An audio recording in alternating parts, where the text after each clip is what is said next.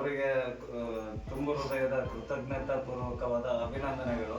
ಹಾಗೆ ಸಮಾಜದ ಪರವಾಗಿ ನಾವು ಈ ರೀತಿ ಏನು ನಮ್ಮ ಬಂಧು ಕುಲ ಬಾಂಧವನ್ನ ಸಂಘಟನೆ ಮಾಡಬೇಕು ಅನ್ನೋ ದೃಷ್ಟಿಯಿಂದ ಮತ್ತು ದೇವಸ್ಥಾನದ ಕಾರ್ಯಕ್ರಮಗಳು ಪ್ರತಿಯೊಬ್ಬ ಸಮಾಜ ಬಾಂಧವರಿಗೂ ತಲುಪಬೇಕು ಅನ್ನೋ ದೃಷ್ಟಿಯಿಂದ ಈ ಕಾರ್ಯಕ್ರಮವನ್ನು ಹಮ್ಮಿಕೊಂಡ್ವಿ.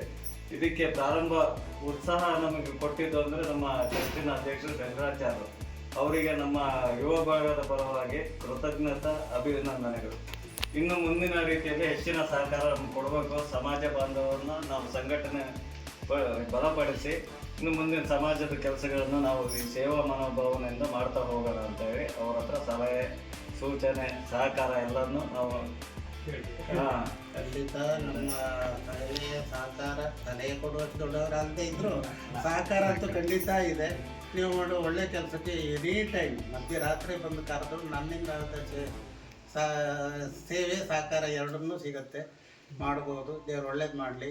ಇನ್ನು ಹೆಚ್ಚಿನ ಸಮಾಜದ ಅಭಿವೃದ್ಧಿ ಬಗ್ಗೆ ಹೆಚ್ಚಿನ ಕೆಲಸ ಮಾಡುವಂಥ ಶಕ್ತಿ ಆ ತಾಯಿ ಜಗನ್ಮಾತೆ ಕಾಳಿಕಾಂಬೆ ವಿಶ್ವಕರ್ಮ ನಿಮಗೆ ಕೊಡಲಿ ಅಂತ ಹೇಳಿ ದೇವರಲ್ಲಿ ಪ್ರಾರ್ಥನೆ ಮಾಡ್ತೀನಿ.